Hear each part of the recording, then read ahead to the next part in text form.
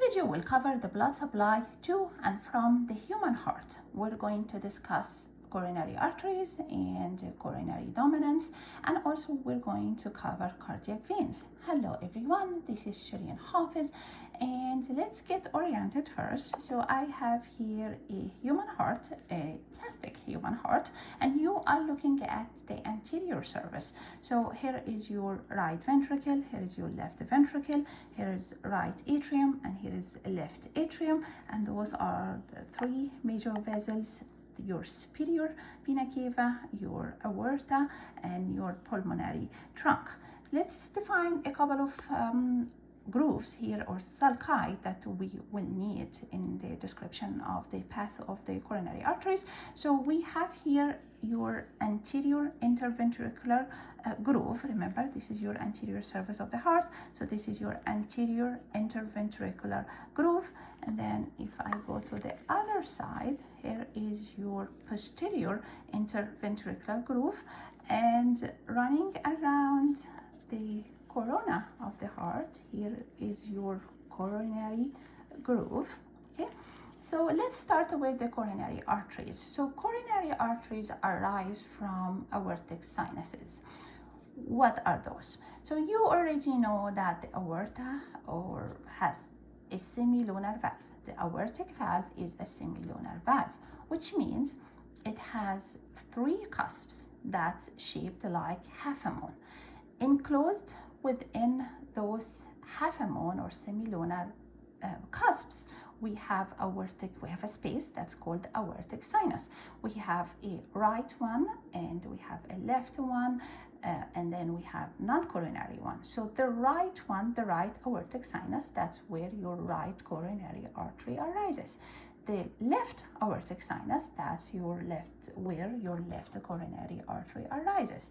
So we're going to start with the right coronary artery. So here is your aorta, and about that level inside that you have your right aortic sinus, from which arises your right coronary artery.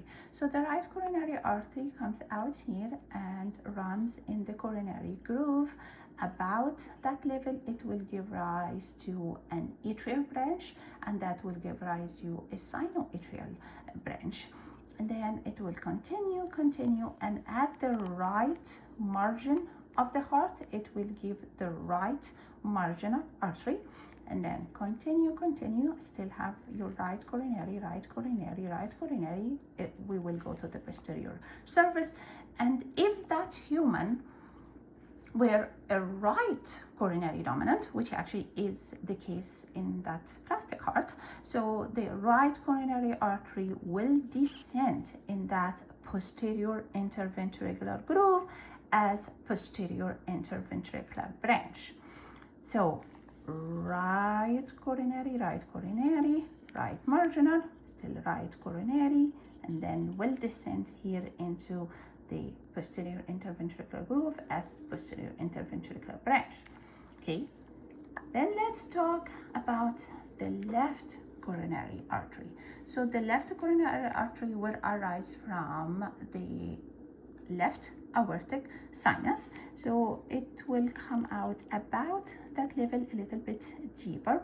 The left coronary artery is a very short artery. It just divides right away into two branches: the circumflex branch that goes through that coronary groove, and the anterior interventricular branch of the left coronary artery. In all cases, the left coronary artery will divide into these two branches regardless of the dominance. So anterior interventricular branch and circumflex branch. So let's follow the circumflex branch. If that's were right coronary dominant, which is the case that we have, it will just run for some distance in the coronary groove, and that is it. That's the end of it. So how about if that human were a left coronary dominant human? So what will happen is, still again in everybody, that left coronary will divide into that anterior interventricular branch, which is, by the way, the other name for it is left anterior descending, or it's very commonly called LAD, left anterior descending. All clinicians call it LAD. And circumflex branch. So if that were left coronary dominant, the circumflex branch will go around, and continue in the coronary groove, and then descend in that posterior interventricular groove as posterior interventricular branch of the left coronary artery. Meaning, if that heart is a right coronary dominant, that right coronary artery will come from this side and descend in that posterior interventricular groove as posterior interventricular branch of the right coronary artery.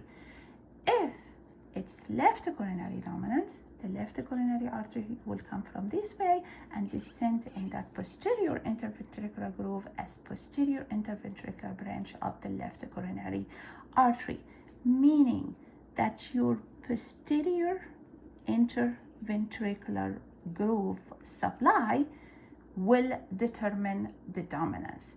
Whoever will give that branch, the posterior interventricular branch, is the dominant artery. The anterior interventricular branch is always given by the left coronary artery, but the posterior interventricular branch is given by the artery that's dominant, right coronary or left coronary. Okay, so in summary, let's summarize in the case of right coronary dominant and in the case of left coronary dominant. Let's say that heart is right coronary dominant. It is your right coronary artery, will run in that coronary groove, run, and then we'll go to the posterior side and give that posterior interventricular branch. And in this case also, right coronary dominant, your left coronary artery will divide into a anterior interventricular branch, left anterior descending, and circumflex branch. That's in case of right coronary dominant. So how about left coronary dominant? The right coronary artery will come and run in that coronary groove, and then that's it, end, will not descend here. But the left coronary artery will give, of course, its regular branches, the anterior interventricular branch and the circumflex branch, and in this case, the circumflex branch will continue and descend in that posterior interventricular groove as posterior interventricular branch of the left coronary artery. Okay, now happy with coronary dominance. Let's switch our discussion to cardiac veins. Those are the veins that drain blood from the heart itself. So we have 4 of those. We have your great cardiac vein. So the great cardiac vein ascends in that anterior interventricular groove and then runs in the coronary groove and then dilates to become the coronary sinus. So great cardiac vein, great cardiac vein, great cardiac vein, and then the dilated end of that great cardiac vein form that coronary sinus, that big vein that we're looking at, and that coronary sinus will drain into the right atrium. I'm going to show that in the other video about the heart or the opening in the heart chamber. Okay, great cardiac vein, that's one. Then we have middle cardiac vein. That's one ascends in your posterior interventricular groove and runs just and drain directly into your coronary sinus. So that's 2. Then we have the small cardiac vein. The small cardiac vein will run at that right margin of the heart with the right marginal artery of the right coronary, and then it will run in that coronary groove and then drain into the coronary sinus. So the 3 of them will drain into the coronary sinus: the great cardiac, the middle cardiac, and the small cardiac vein. Okay, what's number 4? So now number 4 are the anterior cardiac veins. Those are the only ones that do not drain into your coronary sinus. So those drain the right ventricle directly into the right atrium. So you see them crossing here the right coronary artery and going from the right ventricle, draining into the right atrium. Those are the really commonly whacked in the anatomy lab, because I know when you go to the anatomy lab, you dissect your heart, you're very excited to dissect the right coronary artery first, and of course when you're tracing that right coronary in the coronary groove, you just whack those veins right away. So those are the ones that again runs superficial to the right coronary artery, because they drain the right ventricle into the right atrium right away, and those ones do not drain into coronary sinus. Okay, that's all good. So if you are asked about arteries and veins that run together in particular places, I know that for me, and if you were one of my students, I do put that questions all the time on the exam.